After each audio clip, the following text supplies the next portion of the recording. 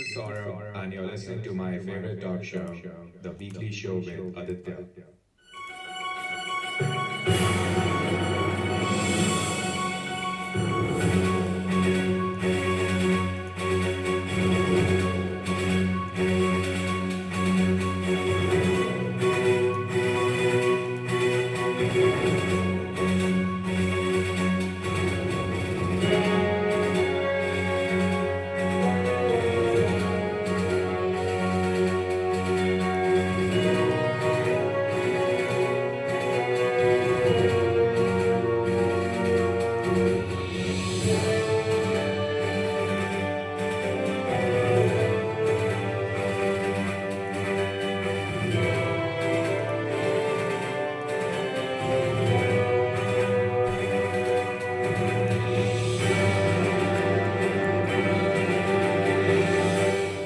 This is episode 454 on the 10th of December 2021 as another Friday and another week of December 2021 comes to an end.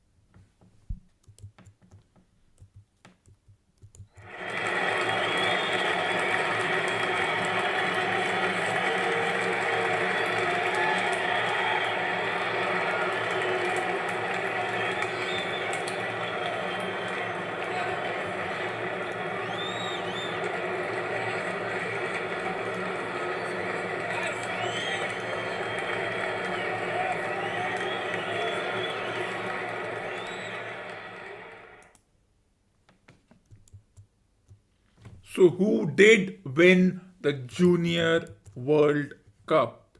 The final was between Argentina and Germany, and Argentina went on to win after Germany eliminated India from the semifinals and Argentina eliminated Australia from the semifinals. India did reach the semifinals after being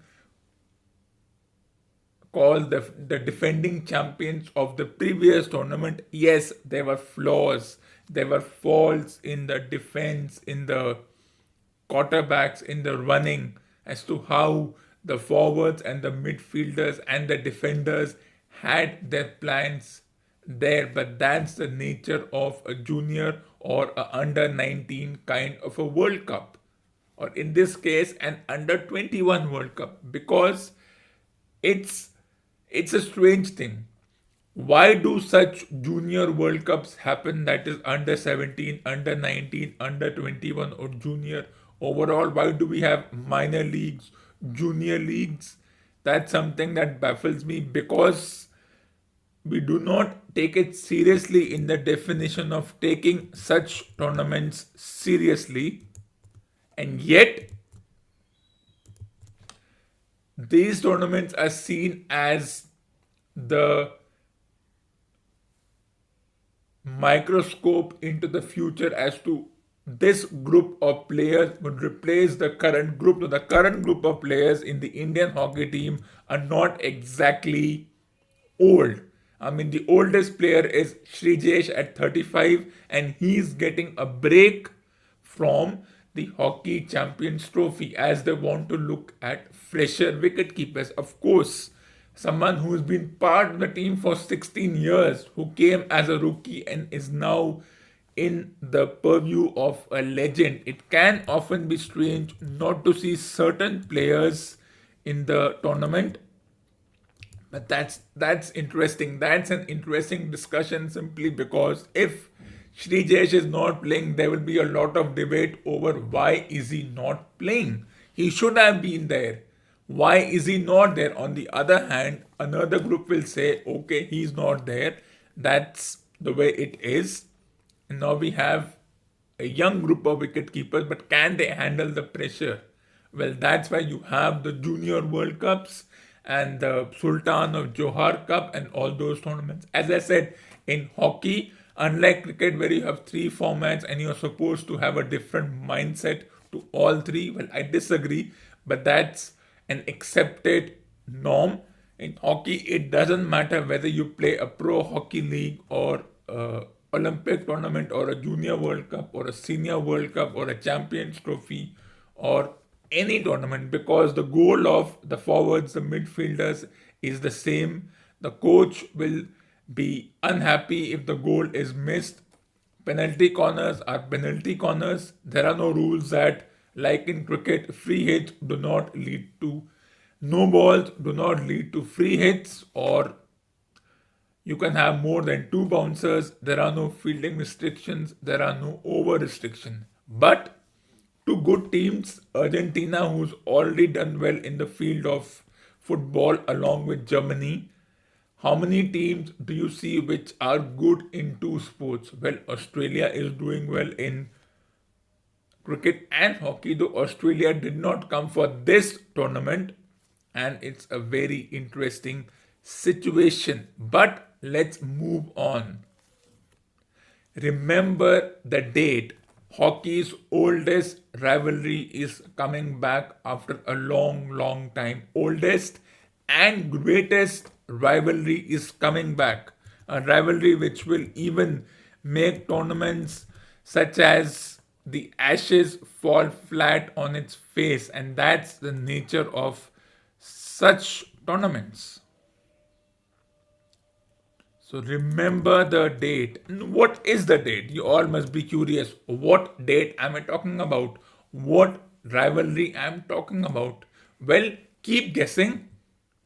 It's the 17th of December at 3 p.m. IST. India takes on its oldest rival in the sport of hockey.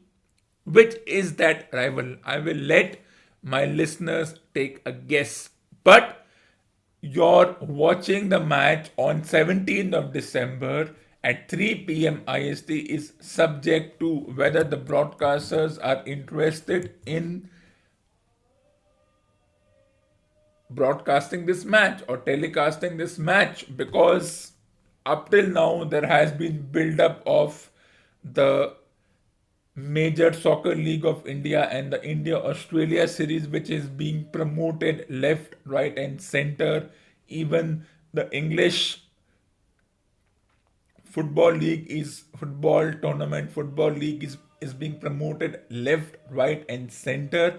But this tournament, which is only a week away, in fact less than a week away, it starts next week on, well, you know the schedule, and you can also find out for the Hockey Asian Champions Trophy. I won't go into the details, but it starts just 4 or 5 days from today. But India takes on Bangladesh on the 15th of December, and then the big match at 3 p.m. IST. It's a strange time because it's not as late as a 7 p.m. IST cricket match. It's not as early as a 5 a.m. IST if this was happening in Australia. But it's in that middling time. 3 p.m. is a time where we usually post lunch, especially those who work from home want to doze off because they have been sitting on their computers and their gadgets for 7-8 hours in a row. Well, I leave that to you, but it's 17th of December, 3 p.m. IST. Remember the date for hockey's oldest rivalry. India takes on a neighboring country to the west. That's all I can tell you. If a certain game of a previous World Cup did not go as planned and everyone went berserk, I'm just curious to see if India goes on to beat its opponent on the 17th of December. The 3 p.m. IST is not exactly a time which everyone enjoys because, as I said, it's middling. It's not as 7 p.m. is perfect, it's dinner time. 3 p.m. for most, it's post lunch, tiredness, drowsy, away from gadgets, but I'll watch because that's how I do it, and that's it. That is for me.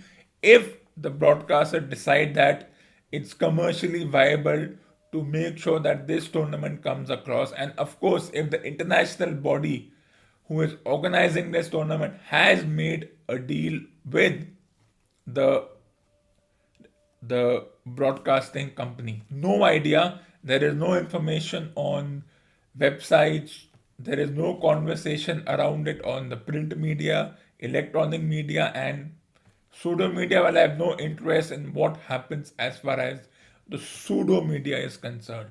But moving on from hockey's oldest rivalry to a supposed rivalry between Australia and England, which is called the Ashes.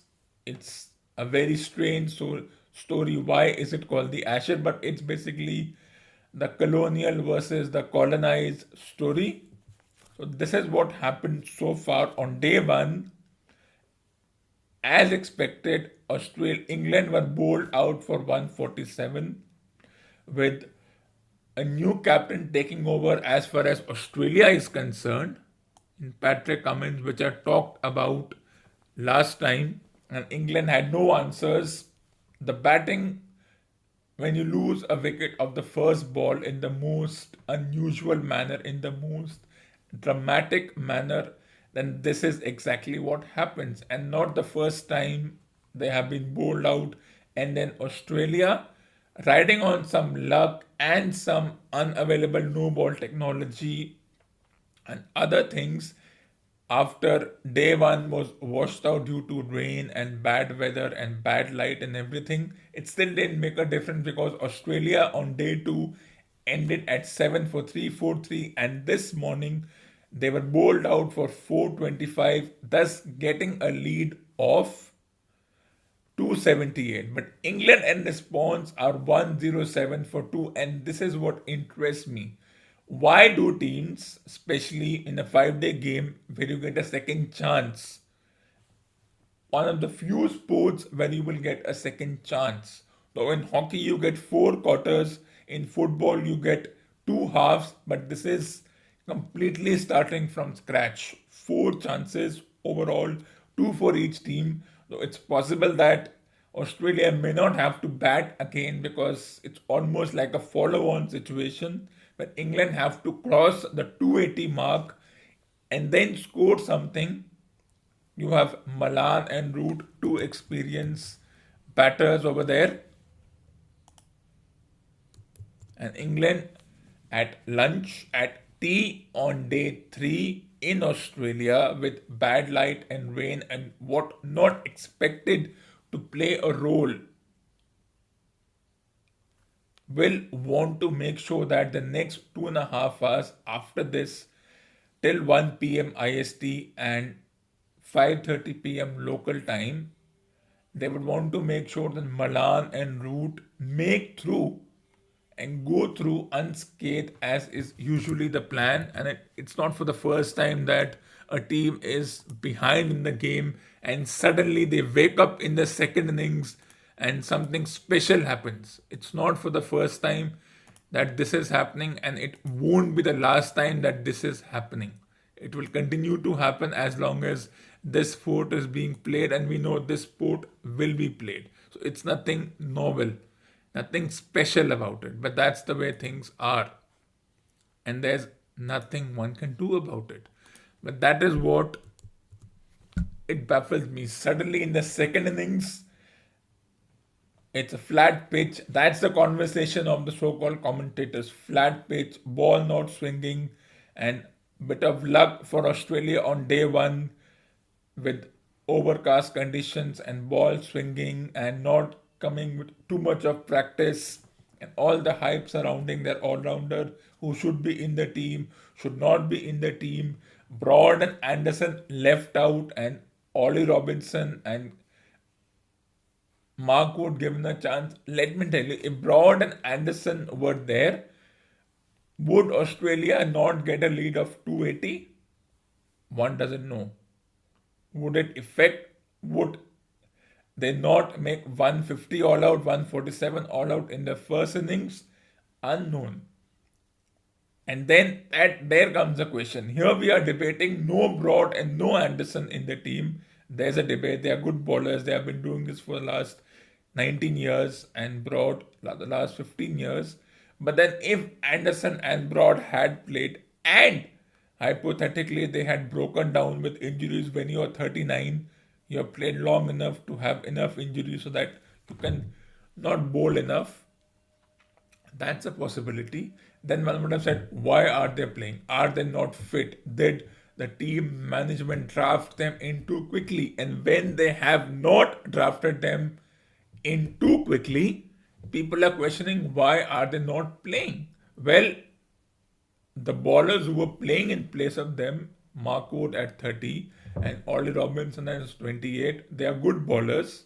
Of course, Broad and Anderson have been doing this for 15 years and they have been hyped and hyped and hyped, and injuries have come into play and so much has happened. Can they play 5 matches in a row? Can they sustain that pressure? You don't know, I don't know, nobody knows. But talking about injuries, what frustrates me is the feudal mindset of the Indian Cricket Board, and once again, the treatment of an all-rounder who would have, if treated fairly and if he had also made sure that he would not get injured. You can get injured anytime, but if the Indian Cricket Board had made sure that this particular all-rounder had been given the right tools, the right people to work with so that he would not be injured, it's a poor approach as far as the approach of this all-rounder is concerned. Now look at this situation. On one hand, we have Ben Stokes, the best in the world, blah, blah, blah. He's been playing for 11 years. When you play for 11 years, you are automatically the best in the world. Look at Steve Smith. Who was Steve Smith?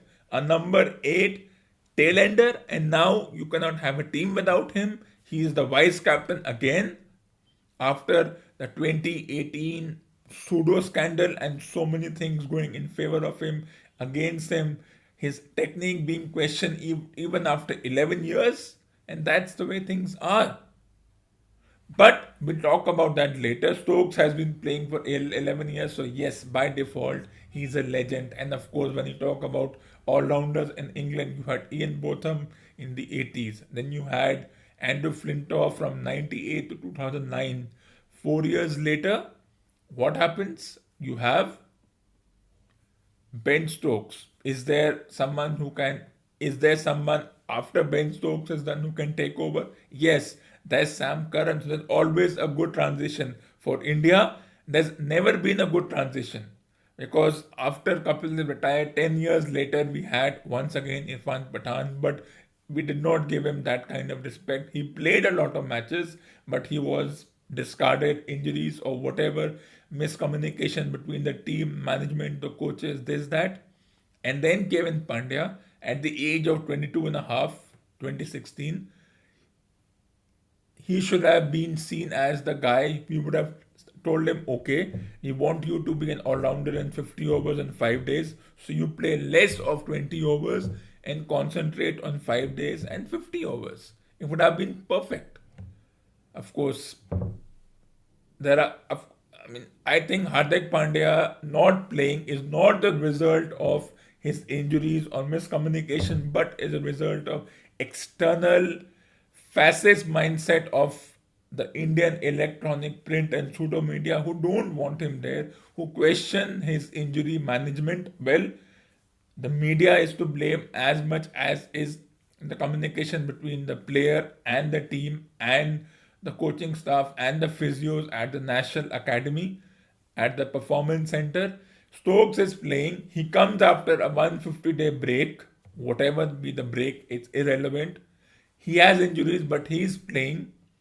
Of course, no ball thing to Warner is something that one can debate. He comes in 5 months, he rehabilitates himself, and injuries can happen. You're an all rounder, and nowadays, with so much of television and so much of following, and the camera following you like a stalker, I'm sure his predecessors in Ian Botham was injured, but we didn't focus too much on that. Now we focus on something as immaterial as injuries. Let me tell you, let me stroke a controversy saying that even once upon a time, a certain couple there whom we look at with such reverence because he came in the 70s and 80s and the West Indies, well, the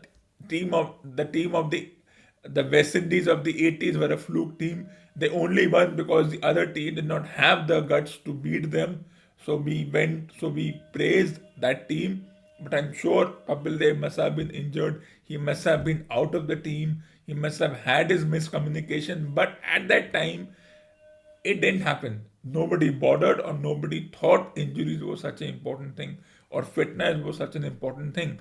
So the Stoke Pandya thing, what it needs is an attitude adjustment. Yes, one can criticize the England governing body on having Stokes in the team after 150 days after he did not play any practice matches or whatever. But that's how it is. We should have included Pandya in the South Africa team even if he was not playing. He could have just gone with them, and he also has enough time to recover from injuries, and then so many things surrounding as to what is happening. But that's what really baffles me, that this thing needs, as I said, an attitude adjustment from everyone, from the print media, from electronic print media, pseudo media no one cares about. And that's the way it is, and that's the way it will be.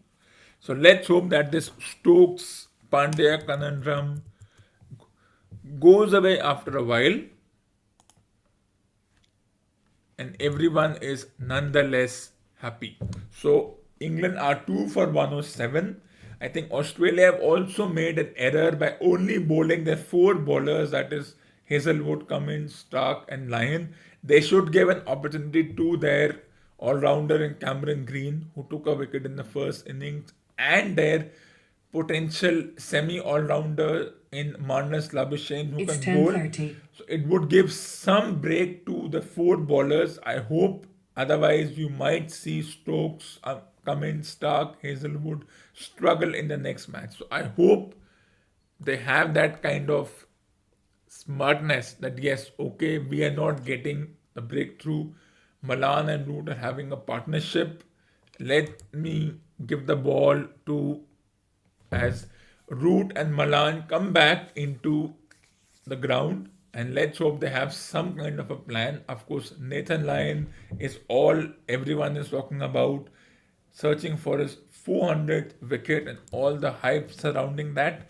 Let's hope that dies down. So England are 2 for 107, trailing by 171. Can they cross 280 and do something? Well, all three results are possible. England can win if they bat whole day today, whole day tomorrow, and give half a day to Australia tomorrow. The game could be over tomorrow by lunch, that is 8 p.m., 8 a.m. Indian Standard Time, or by tea, that is 10 a.m.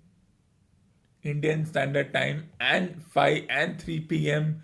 Australian Standard Time, that is the Brisbane time. It could all be over tomorrow, or the two Malan and Stokes, and you could see something special from Ben Stokes. Malan, Root, Stokes, Pope, Butler, that is 3, 4, 5, 6, 7 are the players who can do something. Taking a cue from the Australian batters, they can also do it. Australia will continue to bowl their four bowlers and their all-rounders or their backup in Cameron Green and Magnus Labuschagne in spinning all-rounder and fast bowling all-rounder, they may get a chance, but Australia has been conservative that they have never given a chance to the likes of Cameron Green and others. You never know, Cameron Green might pick up a wicket. So that's what they should do.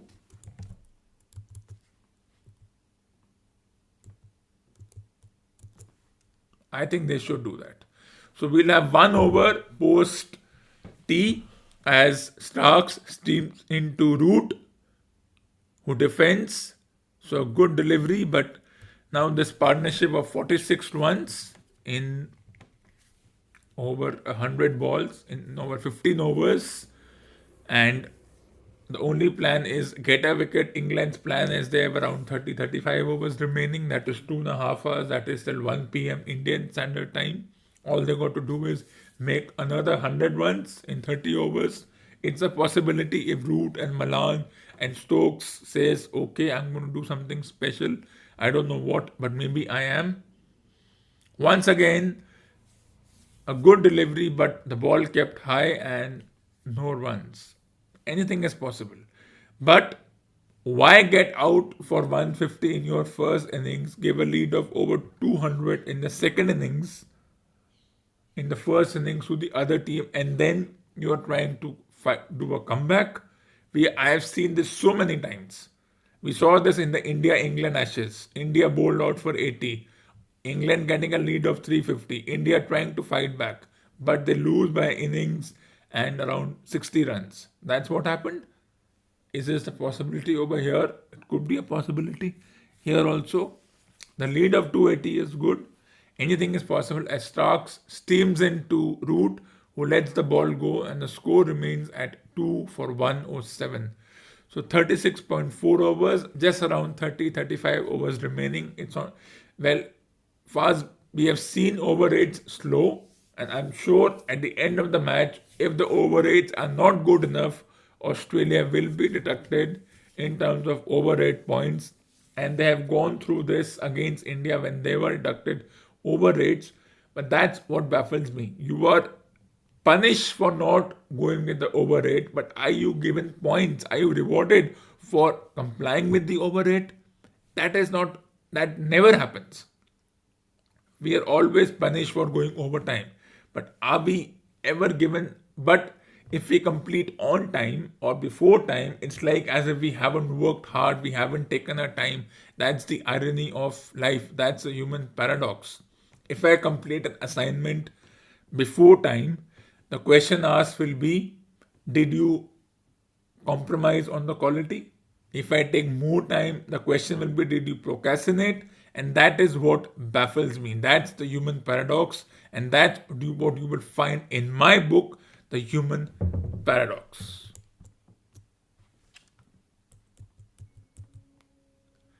And this ends episode number 454 on the 10th of December 2021. And stay tuned for the next episode.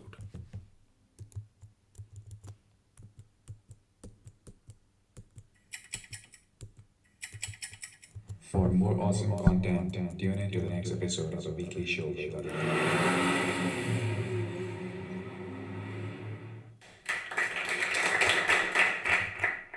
And I will be back on Monday, the 13th of December 2021 with episode number 455. So stay tuned. And while you wait for the next episode, you can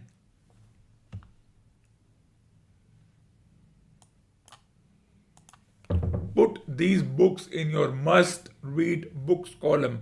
Once again, put these books in your must read books column and purchase a copy right now.